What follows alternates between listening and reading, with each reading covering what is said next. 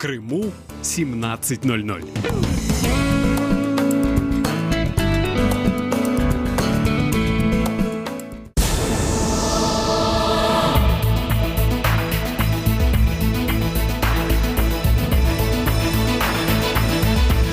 В эфире радио «Крым Реалии». Крым важное. О чем говорят на кухне, но боятся рассказать по телевизору? Что беспокоит лично вас? Какие проблемы не решаются годами? Нобелевская премия мира для Мустафы Джемилева – это такая, знаете, заголовок нашей программы. Мы сегодня поговорим в контексте этой новости о многом. Что это означает для Крыма, что означает выдвижение лидера крымско-татарского народа на Нобелевскую премию мира. Мы сегодня услышим много разных мнений, я очень надеюсь, и гости этого эфира уже подключаются к нему. Я напомню, что радио «Крым Реалии» вещает на 648 АМ. Это средние волны, доступны слушателям по всему Крыму. Меня зовут Катя Некречия, и через несколько секунд мы начинаем, и я бы хотела пригласить всех вас, всех, кто живет в Крыму и хочет подключиться к этому эфиру, прокомментировать, высказать свое мнение. Звоните 8 800 10 06 926. Номер телефона абсолютно бесплатный для жителей Крыма, а мы начинаем.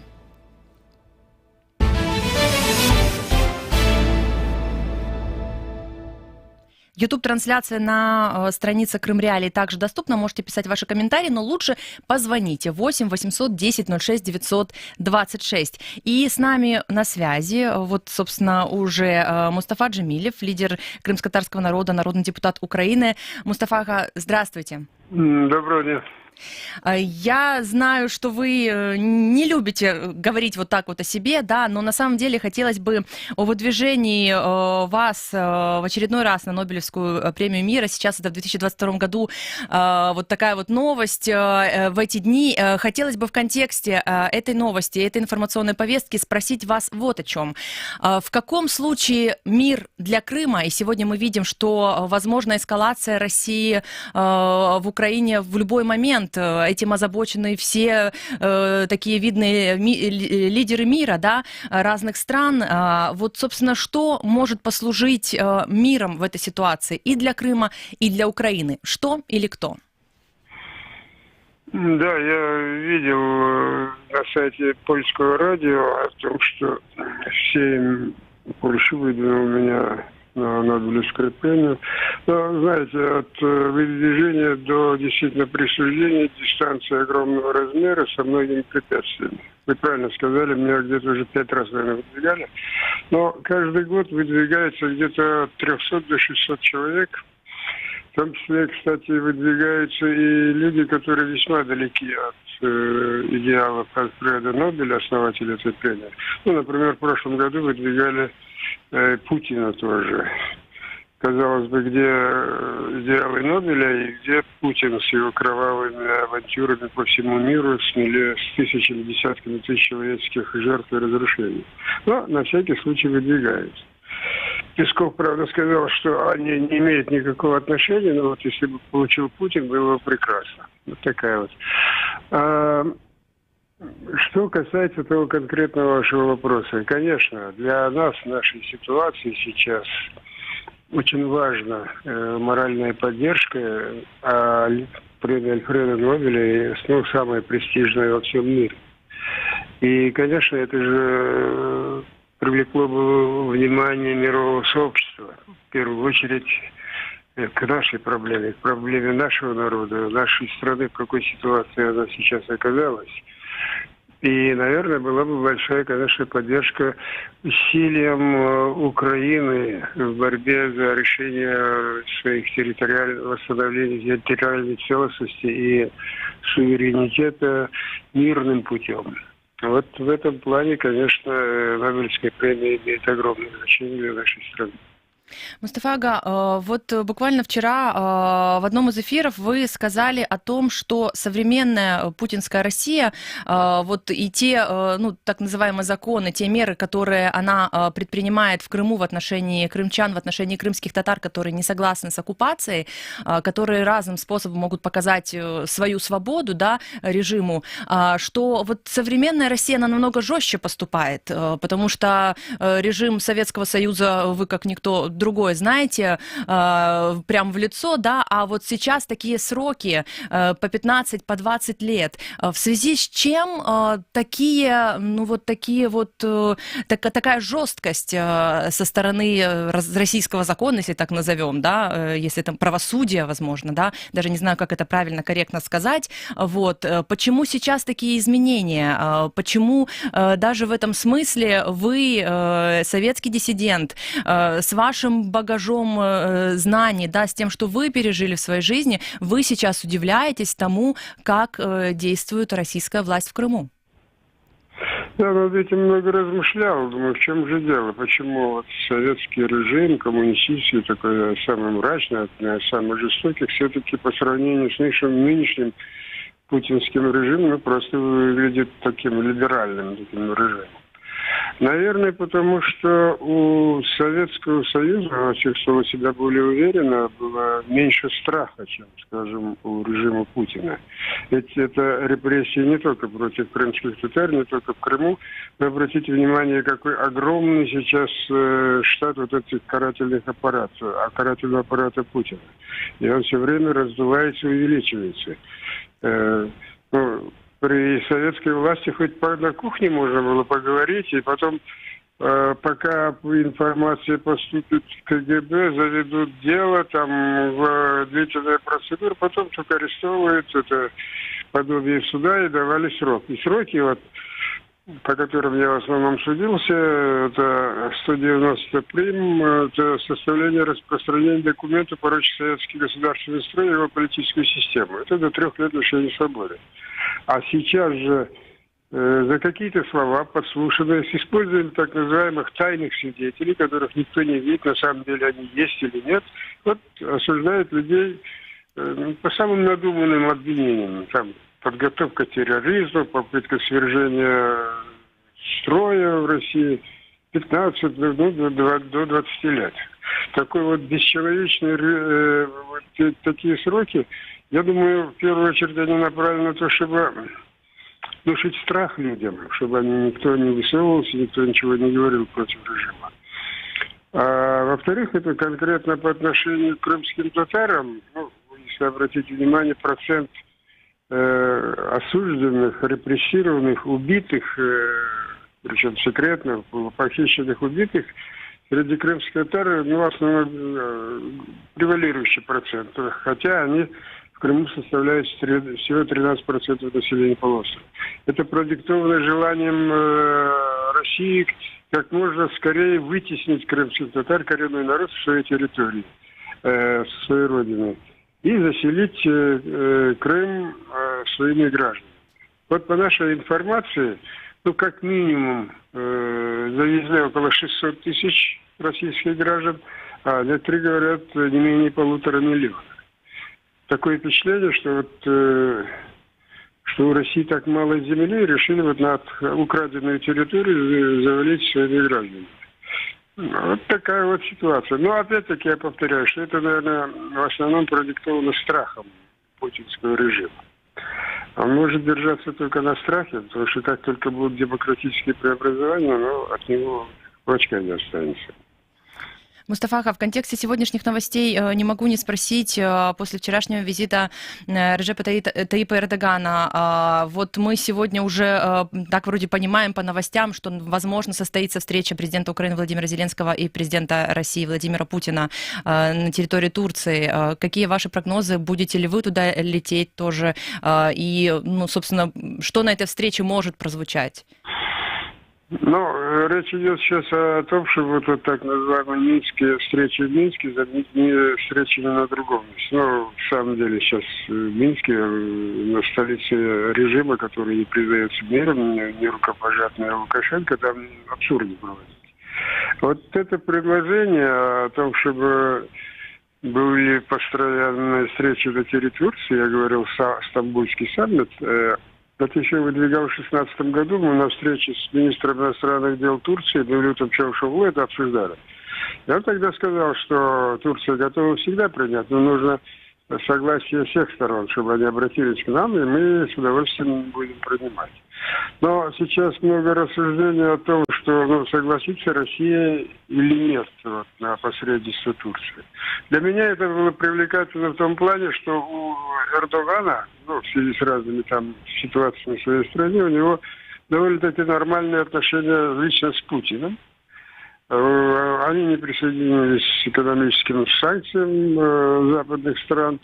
Но в то же время они четко заявляют, что оккупацию Крыма не признают и никогда признавать не будут. Что это территория Украины, и Россия должна покинуть эту территорию. Вот поэтому, я думаю, Россия никогда не согласится на посредничество Турции. Ведь все время Россия повторяет, что вопрос Крыма закрытый, его обсуждать не будет. Посмотрим. Может быть, они, скажем, поставят условие, что будем обсуждать только проблемы Донбасса, но ни в коем случае Крым. Я думаю, что даже если он такое условие говорит, все равно тема Крыма будет звучать, если это саммит будет в Турции. А поедут туда те, кого решит взять президент, я не знаю. Будем следить за новостями. Мустафа Ага, я вас также, пользуясь случаем, в эфире приглашаю на большое интервью непосредственно к нам в студию «Радио Свобода», Крым Реалии. Наши редакторы свяжутся с вами. Мы бы, конечно, очень хотели пригласить вас и побольше поговорить с вами воочию. Спасибо, что вы подключились к нам в эфир. Огромная благодарность. Саглнес. Я напоминаю, что мы общались с Мустафой Джемилевым, лидер крымско-татарского народа и народный депутат Украины, был с нами на связи по телефону. И напомню, что тема нашей программы сегодня — Нобелевская премия мира для Мустафы Джемилева, и я так спешила включить Мустафу Ага, что вот тем, кто не в контексте, не объяснила. Сейчас объясню, что случилось. Сейм Польши номинировал лидера крымско-татарского народа Мустафу Джемилева на соискание Нобелевской премии мира в 2022 году. Об этом сообщил адвокат Джемилева Николай Полозов у себя в Фейсбуке. Кроме того, польский правозащитник Петр Хлебович сообщил турецкому бюро крымских новостей, что Джемилев был номинирован на премию мира вице-спикером Сейма польского. И вот, собственно, нужно напомнить, что лидера крымских татар неоднократно уже номинировали. Мустафа Ага сам только что вспомнил об этом в этом эфире. Один из, собственно, там это было несколько раз, да, и, вот, как мы понимаем, ни разу эту Нобелевскую премию лауреатом он еще не стал. Вот, но будем следить за тем, что увидим в этом году. Нужно сказать, что это было в 2014 году такая номинация. И в 2009 году, в 2011 году, может быть, что-то еще упустила. Мы услышали точку зрения самого Мустафы Джемилева, и сейчас мы продолжим общаться с гостями этого эфира, которые выскажут свое мнение относительно этой номинации. У нас есть звонок от слушателя, уже нет звонка от слушателя, но у нас есть уже эксперт на связи. Это директор Центра международного сотрудничества администрации Люблина, Польша, Кшиштоф Становский. Приветствую вас в нашем эфире, вы с нами по скайпу, наши зрители на Ютубе могут даже увидеть вас. Приветствую. Доброго дня. Дуже добре вас бачити. Взаимно. Кшиштоф, собственно, вы лично даже знакомы с Мустафой Джемилевым. И что вы можете сказать о таком очередном выдвижении, вроде как, да, на Нобелевскую премию мира? Я не знаю, корректно ли спрашивать, каковы шансы, да, но что это может значить для Украины и для Крыма сегодня? Даже выдвижение, а тем более, если мы говорим о победе. Без питань, це дуже важливо для Польщі. Ми пам'ятаємо, що Мустафа Джемілев в 2014 році він отримав премію солідарності. І це дуже добре, що представник України, що представник корінних народів, представник національних меншин, він може отримати Нобелівську премію. Це дуже важливо з тієї причини, що для всього світу Мустафа Джемілев – це приклад людини, яка ненасильно старається досягнути важливих для народу, для всієї України політичних цілей. Ще раз скажемо, ненасильно, без зброї.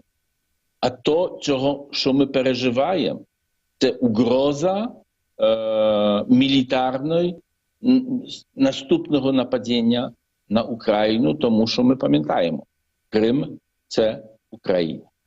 І для нас всіх це було б дуже добре, як було це можливо. Як я розумію ситуацію, цю пропозицію предложила Małgorzata Gosiewska, яка була замспікером парламенту.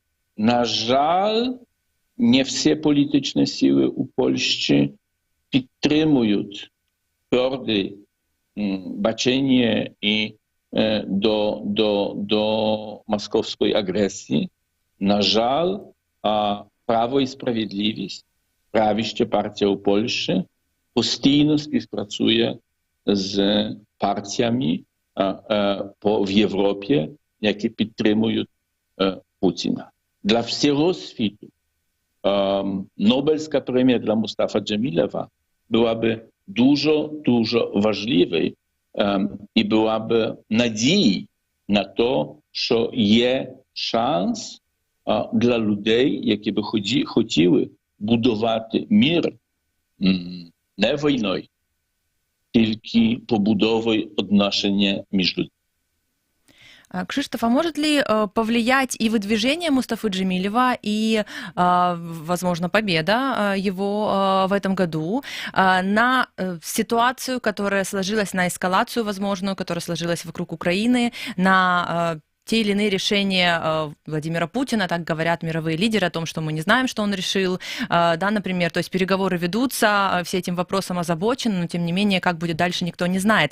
Может ли как-то вот эта вот номинация и победа Мустафы Джемилева реально повлиять на вопросы, на крымские вопросы? Вы знаете о большом количестве политзаключенных крымчан, крымских татар, которые находятся сегодня и в застенках российских тюрем, да, это такие и громкие есть имена, и много людей, конечно, это просто огромные списки на самом деле, да, которые не способен никто даже, может быть, за раз вот так вот запомнить и повторить. Вот. И хочется верить в то, что, возможно, это как-то исправит эту ситуацию или повлияет. Два аспекти цього. Перше, я маю дуже багато друзів в Криму. Я там багато працював з меджлісом, з громадськими організаціями. І перший аспект, який можливе цієї Нобелівської премії, це покращення ситуації конкретних людей там, в Криму. Людей, яких арестують, яких збирають, які в дуже складній ситуації. А другий момент – це момент політичний. Це момент, в яким Нобелівську премію отримують люди, які з одного боку розуміють, що треба бути готовим, що треба бути готовим на війну, але з другого боку стараються вирішити політичне питання мирним путем, мирним способом. І це є приклад Мустафи Джемілєва. Я думаю, що це дуже важливо, що він постійно є поруч з владою державної України в міжнародних зустрічах. Мустафа Джемілєв має огромну пошану в міжнародному світі, і він може бути одним з тих людей, які знають, як говорити на політичному рівні з світовими лідерами, і можуть бути одним з людей, які можуть дати шанс на повернення Крима, на повернення всієї території України, а з другого боку не через страшну війну. Я впевнений, що це можливо.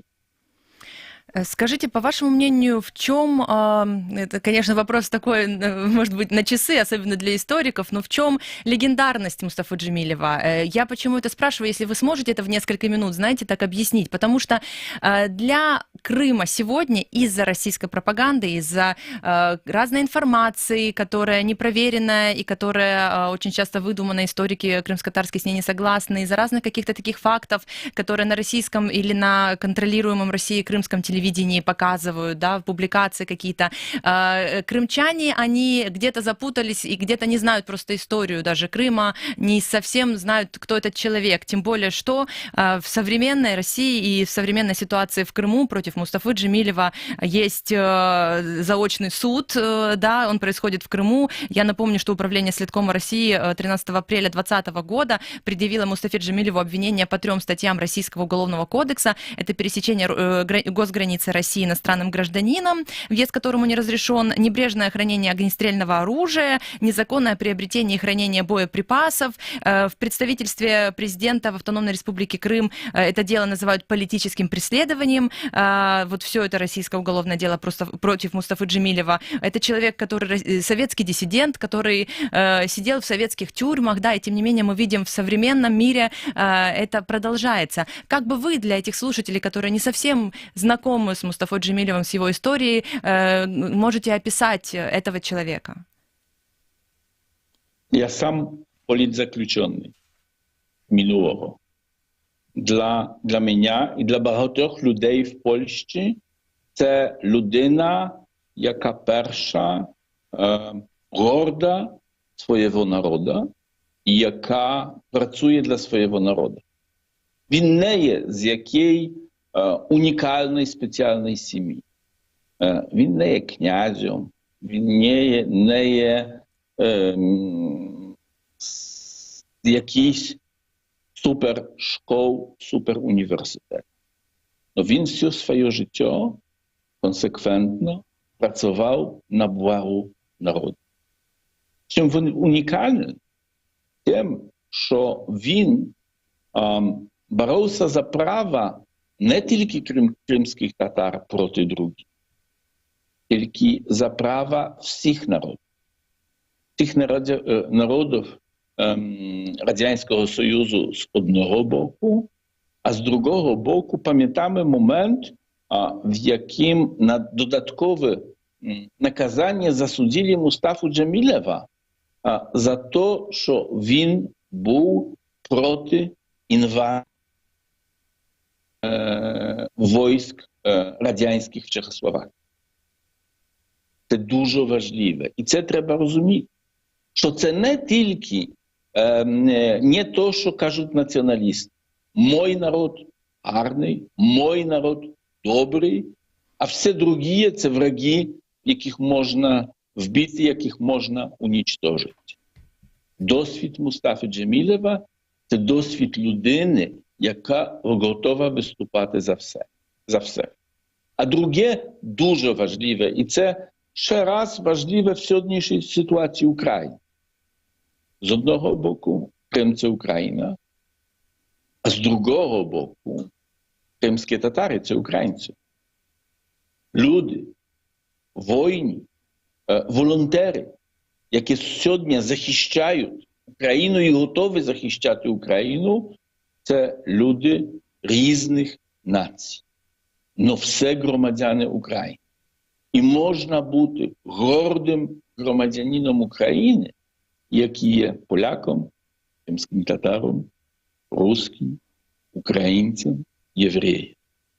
І це є дуже важливий урок для всіх в Україні, для всіх в Європі, тому що ми пам'ятаємо, що боротьба за Україну – це є боротьба за бути частиною європейського простору. І для людей у світі, які мають мрії жити в вільних країнах, в країнах, в яких поруч живуть люди різних націй. Спасибо вам огромное за то, что подключились к нашему эфиру и высказали свое мнение. Очень рады знакомству в прямом эфире. Я напомню, что мы общались с директором Центра международного сотрудничества администрации Люблина, Польша, с советским диссидентом, и Кшиштоф Становский с нами на связи по скайпу. И если вы хотите узнать больше о личности Мустафы Джемилева, вы можете всегда прийти на сайт Крым Реалии и, например, прочитать материалы Гульнары Бекировой, исторические, прекрасные, о чем вообще, в чем суть дело, и главное, какие вот эти так называемые уголовные дела в Советском Союзе против Мустафы Ага были, почему, на каком основании, что на самом деле за этим скрывалось. Очень много информации, мы, к сожалению, в рамках этого эфира не успеем исторический аспект тоже обсудить, но наши коллеги с сайта Крым Реалии готовят также материал, высказывания разных известных публичных людей относительно вот этой новости, что Мустафу Джемилева в который раз номинировали на Нобелевскую премию мира. И давайте послушаем, например, что сказал украинский и ведущий, и политик Сергей Притула. Ця новина, з якого боку на неї не глянь, неймовірно чудова. По-перше, тому що інакше, як жестом доброї дружньої волі з боку поляків, ми це не можемо сприймати. Це чудово, що польський Сейм ініціював це. А по-друге, давайте відверто, Мустафа Ага, як ніхто інший зараз на європейському континенті та й у світі, заслужив на цю премію. Позаяк стільки років бути відданим принципам ненасильницького спротиву і боротьби за права кримсько-татарського народу, відбути за це багаторічне ув'язнення, не зрадити своїм принципам, залишитися максимально авторитетним керівником меджлісу кримських татар.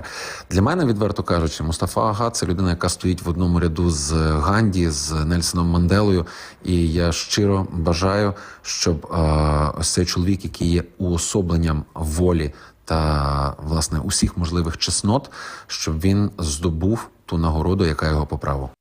На самом деле Сергей Притула вот сказал несколько имен среди лауреатов за все годы Нобелевской премии. Это, собственно, с начала прошлого столетия. Так вот, Теодор Рузвельт, Мартин Лютер Кинг, Андрей Сахаров, мать Тереза, Лех Валенса, Нельсон Мандела, очень многие другие. С нами на связи Алим Алиев, заместитель директора Украинского института и соавтор книги о Мустафе Джемилеве. Алим, здравствуй. Ассаляму алейкум, добрый день.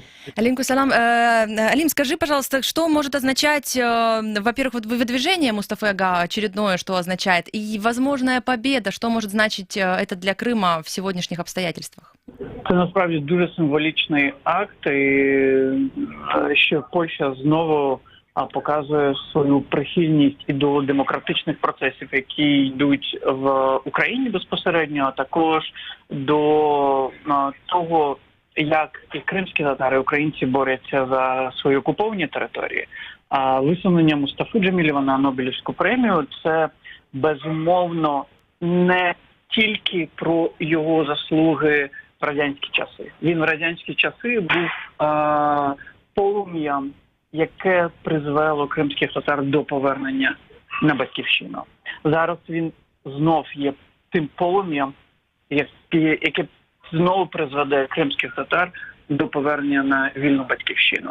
Але тут ще важливо говорити про те, що Нобелівська премія світу – це ще про ненасильницький спротив, про те, як кримські татари, як сьогодні мільйони людей в Україні борються ненасильницьким шляхом за повернення своих людей и своих земель. Алим, спасибо огромное. Алим Алиев, заместитель директора Украинского института, соавтор книги о Мустафе Джемилеве, с нами на связи, поделился своим мнением. У нас еще есть записанное мнение Святослава Вакарчука, Океан Эльзы, бывший украинский политик, наверное, бывший. В общем-то, давайте послушаем, что он считает по поводу выдвижения Мустафы Ага на Нобелевскую премию мира 2022. Мустафа Джемілєв – видатна людина. Він прожив непросте життя. Він, перебуваючи в радянських таборах, не зламав свого великого духу. Він є і був і залишається лідером кримсько-татарського народу. Він був один з тих, хто згуртував кримсько-татарський народ навколо своєї національної ідеї вже в наш час. А зараз, після анексії Росії, захоплення Росією Кримом, він залишається тим, хто є символом спротиву, символом боротьби за свободу і за власну рідну землю. І, безумовно, ідея номінувати його на Нобелівську премію миру має велике моральне значення і для всієї України, для всього кримсько-татарського народу. І я думаю, що це обов'язково потрібно зробити. Я підтримую цю ідею.